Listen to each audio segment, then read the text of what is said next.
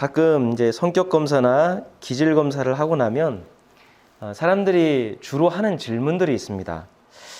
제 성격은 좋은 성격인가요? 아니면 나쁜 성격인가요? 라고 묻습니다.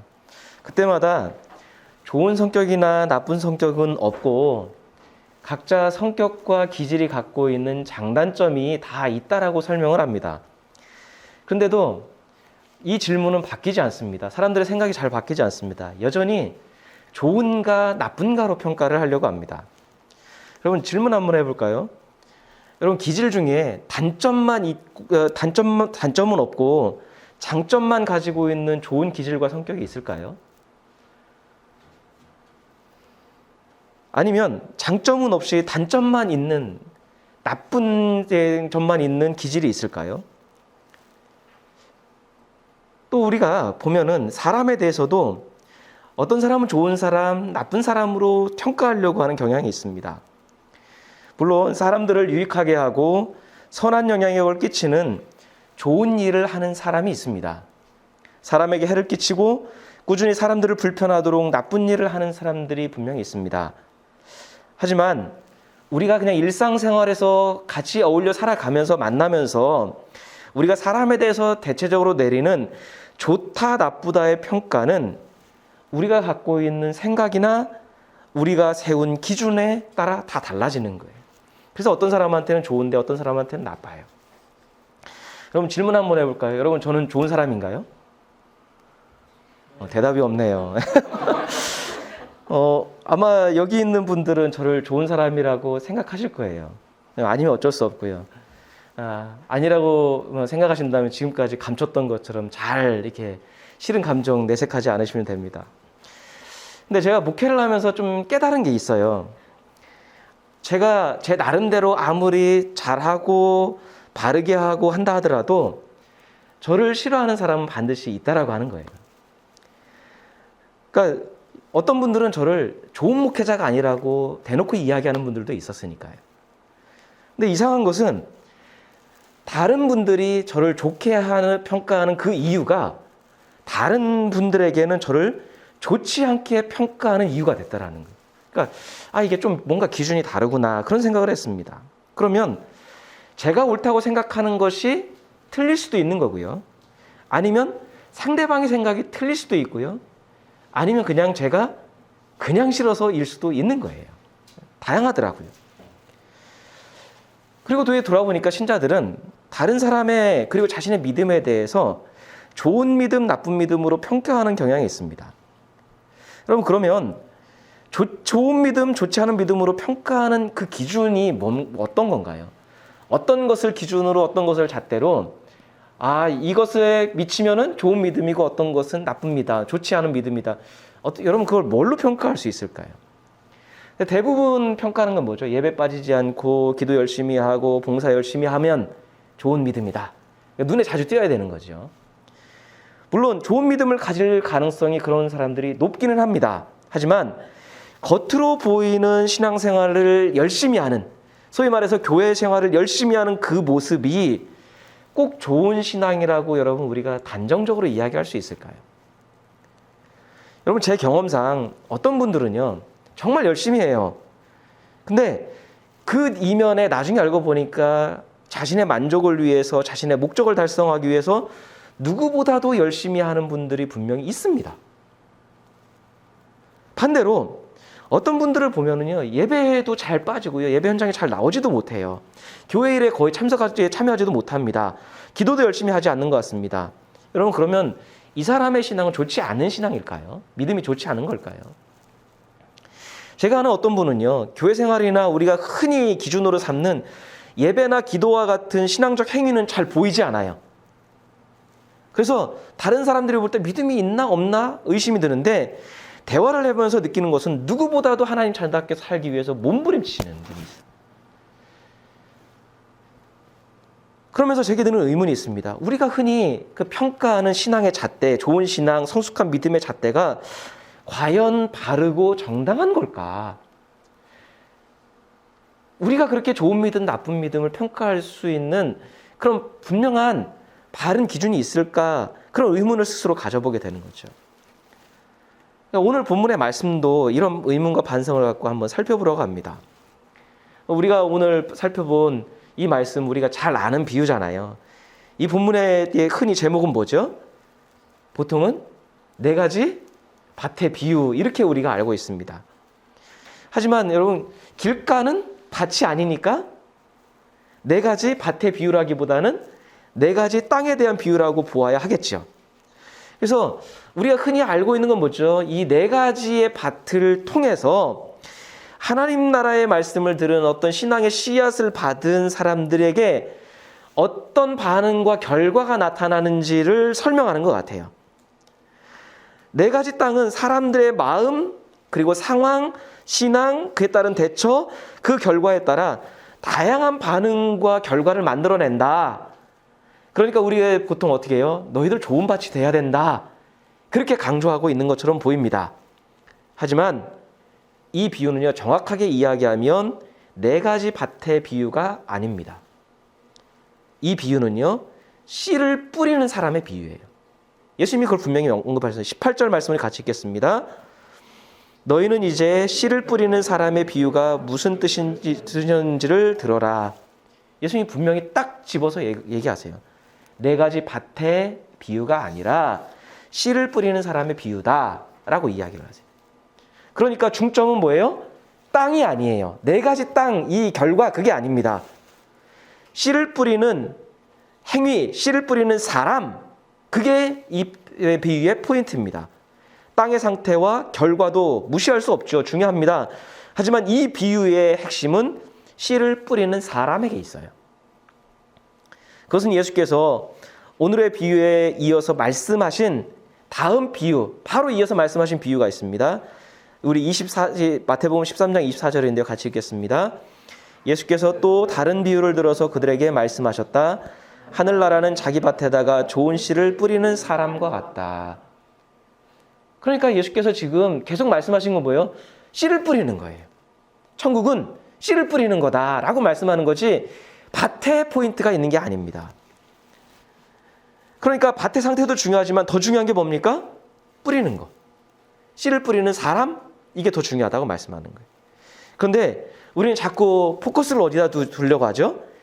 밭이 어떤 반응을 보였냐, 밭이 어떤 결과를 보였느냐, 그걸 중심으로 이해하려고. 그래서 우리가 늘 들었던 게 뭐였죠?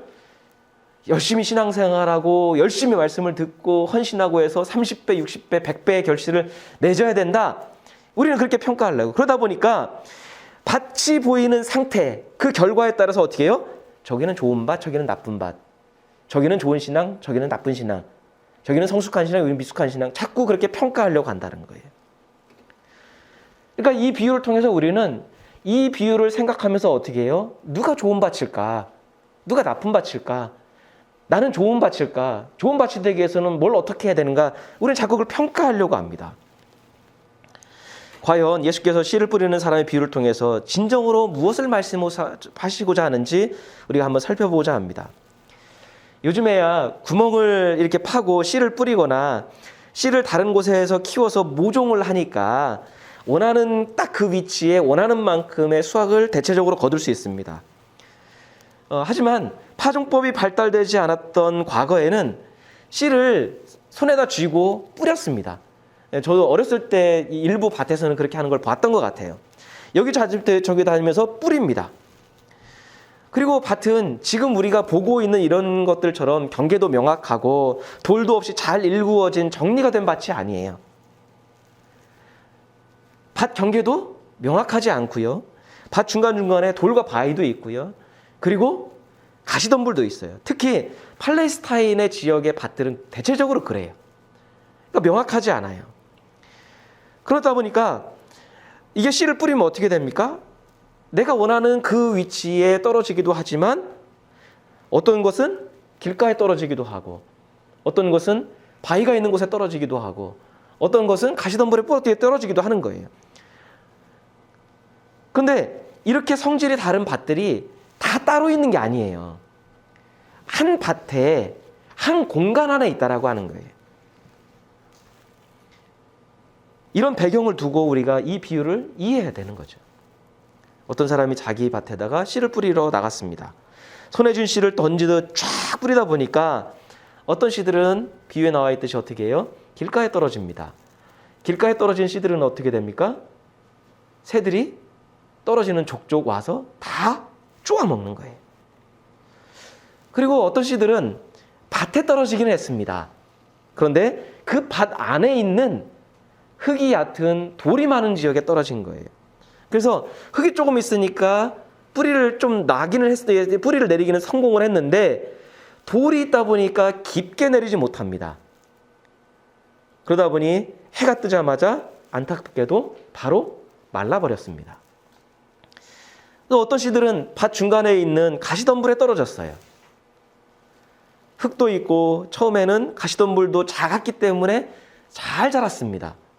하지만 시간이 흘러서 가시덤불이 더 빨리 쑥쑥 자라면서 가시덤불에 치여서 더 이상 자라지 못하는 상태가 됐습니다. 반면에 어떤 씨들은 흙도 풍성하고 돌도 없고 가시덤불도 없는 좋은 땅에 떨어져서 잘 자라고 열매를 맺었습니다. 씨를 뿌린 사람이 기대했던, 아니 그 이상의 30배, 60배, 100배의 열매를 맺어 씨를 뿌린 사람의 기쁨을 주었다, 보람을 느끼게 해주었다라는 게 비유입니다. 이게 예수께서 말씀하신 씨를 뿌리는 사람의 비유입니다. 그리고 그 비유 끝에 예수님이 뭐라고 말씀하죠? 9절에 있는 말씀처럼 귀 있는 사람은 들어라 라고 말씀해요. 그러니까 우리는 이 비유의 말씀을 들으면서 우리는 어떻게 해요? 내 신앙이 어떤 밭인가를 생각을 합니다. 사람들을 이 밭에 비유하면서 저 사람은 어떤 밭일까 평가하려고 둘러봅니다. 누가 길가 같은 사람일까? 누가 돌짝 같은 사람일까? 누가 가시덤불 같은 사람일까? 나는 어떤 밭일까 생각을 합니다. 그리고 좋은 땅 같은 사람은 누구일까 생각을 합니다. 그러면서 대체적으로 우리가 평가하는 건 뭐죠? 잘 눈에 띄고 우리가 생각하는 그 신앙의 기준에 합당하고, 그러면은 이 사람은 좋은 밭, 이 사람은 돌짝 같은 사람, 이 사람은 가시덤불 같은 사람, 교회에서 거의 보이지 않는 그런 사람들, 길가 같은 사람. 그러다 보니까 어떻게 해요? 언뜻 생각해 보면 예수님께서 사람의 등급을 네 등급으로 나누는 것처럼 생각이 돼요. 길가에서, 돌밭에서, 가시덤불에서 좋은 밭이 돼야 되는 어떤 과정을 설명한 것처럼 우리에게 들리는 그런 것처럼 우리가 생각을 합니다. 게다가 마지막에 예수님께서 귀 있는 자는 들어라 말씀하셨으니까 우리는 어떻게 해서든지 좋은 땅이 되어서 최선을 다해야 된다고, 그래야 열매를 맺을 수 있고 천국에 갈 수 있다고 말씀하시는 것처럼 보입니다. 과연 그럴까? 예수님이 사람의 등급을 이렇게 나누는 것처럼 말씀하시고, 그리고 이 네 가지 땅의 사람들이 신앙의 어떤 등급처럼 나누어지고 사람들을 평가하기 위한 기준이 되어야 될까? 우리 한번 생각해 봐야 되죠. 하지만 제가 최소한 묵상하기고 판단하기로는 예수님의 성품에 비추어 볼 때는 그러지 않은 것 같아요. 비유의 말씀에서도 18절부터 나오는 비유의 말씀에서도, 설명에서도 예수님께서는 네 가지 땅에 대해서 이렇다 설명만 하셨어요. 어떤 평가도 내리지 않으셨습니다. 여러분, 만약에 이 밭의 상태와 결과가 중요하다고 하면 예수님의 어떤 비유의 다른 말씀들을 볼 때 어떤 평가가 있어야 돼요. 너희 이렇게 해야 된다 라고 말씀하셔야 돼요. 근데 이 비유에서는 어떻게 하셨냐면 그냥 설명하고 끝나요. 어떤 평가도 내리지 않습니다. 무엇보다 예수님께서 이 비유를 설명을 하실 때 뭐라고 말씀해요? 네 가지 땅이 이렇다라고 말씀하시는 게 아니라 씨를 뿌리는 사람의 비유를 들어라 라고 말씀하시는 거예요. 그러니까 씨를 뿌리는 사람이라고 하는 것을 중심으로 해서 예수님 비유의 의도를 읽어내야 되죠. 그렇게 생각하면 비유의 핵심은 뭡니까? 네 가지 땅이 보여준 결과가 아닙니다. 땅에 씨를 뿌리는 사람의 태도입니다. 땅에 씨를 뿌리는 사람의 마음입니다. 분명 씨앗을 받은 네 가지 땅, 즉 천국에 관한 말씀을 받는 네 부류의 사람은 각각 다른 결과를 냈습니다. 하지만 그보다 더 중요한 게 뭐예요? 씨앗을 뿌리는 사람이라는 거예요. 만약 땅이 비유의 핵심이라고 한다면 예수님께서 어떤 평가를 내리셨겠죠. 그리고 씨를 뿌리는 사람이 아니라 네 가지 땅의 비유를 들어라 라고 말씀하셨겠죠. 예수께서는 씨를 뿌리는 사람의 비유에 대해서 설명하면서 이런 단서를 다셨습니다. 우리 13장 19절 말씀 같이 읽겠습니다. 누구든지 하늘나라를 두고 하는 말씀을 듣고도 깨닫지 못하면 악한 자가 와서 그 마음에 뿌려진 것을 빼앗아 간다. 길가에 뿌린 씨는 그런 사람을 두고 하는 말이다. 자, 씨앗의 정체가 뭡니까? 하늘나라를 두고 하는 말씀, 하늘나라에 관한 말씀, 하늘나라가 무엇인지, 하늘나라가 어떤 곳인지에 대한 예수님의 가르침, 예수님의 말씀이 바로 씨앗이에요. 그게 씨앗의 정체입니다. 그 씨앗을 예수님께서는 지금 뿌리고 계신 것이고 또 나중에는 누군가가 뿌리게 될 거예요.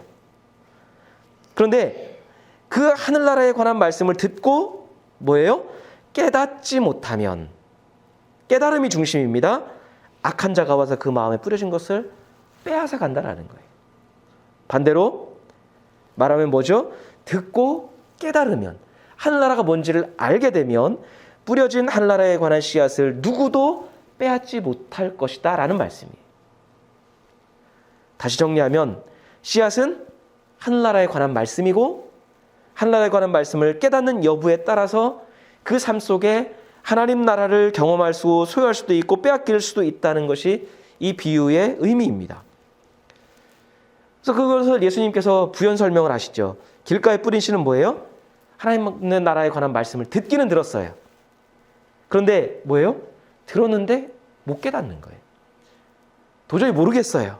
마음에 전혀 담아둘 수가 없습니다. 그러다 보니까 이 사람은 하늘나라가 무엇인지 전혀 알지를 못해요. 그러니까 하늘나라와 상관없는 삶을 살아갈 수밖에 없는 거죠. 반면에 돌짝밭에 뿌린 씨는 하늘나라에 관한 말씀을 들었습니다. 그리고 하나님 나라가 얼마나 좋은 것인지 알았어요. 그래서 하나님 나라를 위해서 신앙생활을 목적으로 살아갑니다. 그런데 뿌리가 깊지 못하다 보니까 어떻게 해요? 신앙생활하는 중에 어려움이 생기고 고통이 생기고 환난이 생기고 박해가 생기면 걸려 넘어지는 거예요. 근데 그 환난과 박해의 원인이 뭐냐는 거예요. 우리 20절 21절 말씀 같이 읽겠습니다. 또 돌짝밭에 뿌린 씨는 이런 사람이다. 그는 말씀을 듣고 곧 기쁘게 받아들이긴 하지만 그 속에 뿌리가 없어서 오래가지 못하고 말씀 때문에 환난이나 박해가 일어나면 곧 걸려 넘어진다. 여러분, 박해와 환난의 원인이 자기 욕심이 아닙니다. 어떤 세상에서 오는 게 아니라 말씀 때문에 오는 거예요. 그에게 찾아온 환난과 박해의 원인이 뭐예요? 자기에게 기쁨을 주었던, 자기에게 소망을 주었던 천국에 관한 말씀이에요. 그것 때문에 환난과 박해가 오는 거예요. 그래서 자기는 하나님 나라를 위해서 열심히 살아가려고 하는데 그 하나님 나라 때문에 환난이나 박해가 생기면 어떻게 해요? 즉시 중단하는 거예요. 왜 그럴까요? 아마 하나님 나라에 대해서, 천국에 대해서 바르게 깨닫지 못할 수도 있고요. 아마 본인 생각에 좋다라고 생각하는 부분만 받아들였을 수 있어요. 아, 하나님 나라를 위해서 믿음으로 살면 이런 점이 좋고 나한테 유익하겠구나. 그 점만 받아들였던 것 같아요. 고난과 환련 이런 부분에 있어서는 고려도 하지 못했던 것 같습니다. 그러니까 하늘나라 때문에 그리고 예수님 말씀 때문에 환난이나 박해가 생기면 그 삶을 포기하고 중단하는 거죠. 왜요? 나한테 유리할 게 없으니까. 또 가시덤불 속에 뿌린 씨는 뭡니까? 하늘나라에 관한 말씀을 들었어요. 잘 받아들입니다. 천국에 대한 소망도 가집니다. 천국의 목표로 살아갑니다. 하지만 그렇게 살아가는 중에 마음에 천국에 대한 소망과 함께 자라고 있는 게 뭐죠? 함께 자라고 있는 게 세상의 염려, 재물의 유혹이 같이 자라고 있는 거예요. 두 가지가 함께 자랍니다. 근데 여러분, 곡식이 빨리 자라나요? 잡초나 가시덤불이 빨리 자라나요? 농사를 안 지어오셨나요? 곡식은 더디 자라요. 그리고 병충해도 잘 입어요. 근데 잡초나 가시덤불 같은 것들은요, 병충해도 안 입고요, 정말로 빨리빨리 자랍니다. 그러니까 어느덧 어떻게 돼요? 같이 자라다 보는데 자라는 줄 아는데 염려와 유혹이 더 쑥쑥 자라는 거예요. 근데 중요한 건 뭐냐면 이 사람은 하늘나라를 포기하진 않았어요. 근데 여전히 뿌리도 없고 줄기도 없고 열매가 없는 거예요. 한편 좋은 땅에 뿌린 씨는 말씀을 듣고 잘 깨달아 열매를 맺는 거예요. 100배, 30배, 60배, 60배, 30배의 결실을 낸다고 말씀합니다. 근데 그 결과를 만들어내는 게 뭐예요? 하늘나라에 관한 말씀을 깨달은 것. 그러니까 하나님 나라의 정체가 무엇인지를 바르게 깨닫는 거예요. 바르게 깨달았기 때문에 결실이 있는 하늘나라를 위해서 살아가는 겁니다. 하나님 나라를 바르게 깨닫지 못하면 중도에 포기할 수 있습니다. 중단할 수 있습니다. 하나님 나라의 그 기쁨을 경험할 수 없습니다. 그런데 앞서 언급했듯이 예수께서는 여기서 씨를 뿌리는 사람의 비유를 끝내요. 이렇다. 그리고 평가가 없이 딱 끝냅니다. 설명만 하실 뿐 이렇다 저렇다에 대한 평가가 없으세요. 좋은 땅이다, 나쁜 땅이다 평가하지 않으십니다. 네 번째 땅을 좋은 땅이라고 말한 이유가 뭐죠? 그거는 뿌리기 전에 그 밭의 상태가 좋았다는 이야기지 풍성한 열매를 거뒀기 때문에 좋은 땅이라는 말이 아니에요. 예수님이 그렇게 말씀하지 않으셨어요. 좋은 땅에 떨어져서 그렇게 열매를 맺었다고 말씀하셨지 열매를 맺었기 때문에 좋은 땅이다 이렇게 평가하지 않으세요. 근데 우리는 어떻게 생각합니까? 열매를 많이 맺었으니까 좋은 땅이다. 우리는 그렇게 생각을 해요. 근데 예수님 그렇게 말씀하셨나요? 아니에요. 그러니까 열매를 많이 맺었으니까 좋은 땅이고 열매를 맺지 못했으니까 나쁜 땅이다. 이렇게 말씀하시는 게 아닙니다. 씨앗을 뿌리기 전에 땅 상태들이 다 원래 그랬어요. 거기에 씨가 뿌려진 거예요. 말하자면 어떤 사람은 원래가 길가 같아서 그 삶의 상황이나 환경이나 그리고 그 마음의 지금 상태가 길가 같아서 들어도요 깨닫지 못해요. 원래 그랬어요. 어떤 사람은 삶의 환경이 너무나 돌짝 같아요. 그래서 일부 자신에게만 유리하게 받아들일 수밖에 없는 그 정도로 삶이 좀 곤고하고 어렵고 고민이 많은 거예요. 거기에 씨앗이 뿌려진 거예요. 어떤 사람은 삶의 환경이 너무 어렵고 힘들어서 염려와 근심을 끌어안고 살 수밖에 없는 사람인 거예요. 반면에 어떤 사람은 환경도 좋고요, 여건도 좋고요, 지적 수준도 되고요, 여유도 있어서 어떤 말씀이 주어지든 잘 깨닫고 잘 받아들여요. 삶의 환경 자체가 다릅니다. 여러분, 이렇게 다른 배경 환경에 천국에 관한 말씀, 똑같은 말씀이 떨어진다면 그 결과가 다른 것은 지극히 정상 아닌가요? 그것이 여러분 땅의 잘못인가요? 땅이 스스로 그것을 어떻게 다 해결할 수 있는 건가요? 그런 환경이 있을 수밖에 없는 그 땅들이 열매를 맺지 못한다고 그게 땅의 잘못인가요? 그 사람을 나쁜 땅이라고 나쁜 신학을 평가하고 비판하는 게 과연 정당한 걸까요? 그러려면 주어진 조건이 똑같아야 되죠. 처한 환경이 똑같아야 되죠. 그리고 말씀을 받아들이고 깨닫기에 좋은 여건을 구비해서 누구보다도 모든 게 다 환경이 갖추어져서 열매를 맺을 수밖에 없는 그런 환경이 있는 사람이 좋은 신학을 평가받는 게 정당한 걸까? 그리고 여러분, 우리가 그렇게 염원하고 이렇게 이야기하는 100배, 60배, 30배 그 열매의 정체가 뭡니까? 뭐가 열매예요? 어떤 거를 우리가 열매라고 이야기해야 될까요? 뭔가 뭐 기도의 응답을 받고 뭔가 좋은 일들이 벌어지고 누군가가 뭐 할 수 있는 뭘 많이 할 수 있는 그런 게 열매인가요? 무엇을 열매라고 판단해야 되는 거죠? 최소한 뿌려진 것이 천국, 하나님 나라, 예수께서 이 땅에 오셔서 실현하시고자 하고 보여주시고자 하고 우리가 살아내기를 원하시는 그 씨앗을 뿌렸다고 하면 열매도요. 보이는 우리가 판단하는 좋은 신학의 평가는 그런 기준들이 아니라 뭐예요? 하나님 나라의 가치, 정신에 맞는 것이어야 되는 거죠. 근데 그 열매가 과연 그냥 우리가 교회 안에서 믿는 사람들끼리 보이는 그런 것이 열매냐는 거예요. 100배, 30배, 100배, 60배, 30배는 도대체 뭘 의미하냐는 거예요. 그게 외적인 열심과 헌신으로 쉽게 평가될 수 있는 건가? 그게 열매일까 생각해 봐야 되죠. 여러분, 그렇다면 9절에 말씀하신 귀 있는 자는 들어라 라고 말씀하셨는데, 그러면 그것은 누구를 향해 하신 말씀이죠? 네 가지 땅에 해당하는 사람에게 하신 말씀인가요? 그렇지 않은 것 같아요. 씨를 뿌리는 사람에게 하시는 것 같아요. 씨를 뿌리는 천국을, 하나님 나라를 소유하며 살아가고 있는 그 신자들에게 귀 있는 자는 들어라, 씨를 뿌리는 너희는 들어라 라고 말씀하시는 것 같아요. 여러분, 깨달으라고 닥달하고 강요한다는데 땅이 스스로 깨닫지 못합니다. 제자들도요, 예수께서 반복적으로 말씀하셨고요, 직접 대놓고 3년 동안을 가르치셨는데 하나님 나라에 대해서 제대로 깨닫지 못했어요. 그래서 예수께서는 그들을 깨닫게 하시려고 어떻게 해요? 농업의 비유를 들고, 어업의 비유를 들고, 관계의 비유를 들고, 삶에 있는 그들의 삶의 일상생활에 벌어지는 비유를 들어서 어떻게든지 깨닫게 하시려고 천국의 비유의 말씀을 그렇게 수없이 말씀하시고 설명하신 거예요. 그럼에도 그 3년 동안 데리고 다니면서 했는데도 불구하고 아예 깨닫지 못하는 제자도 있었고요.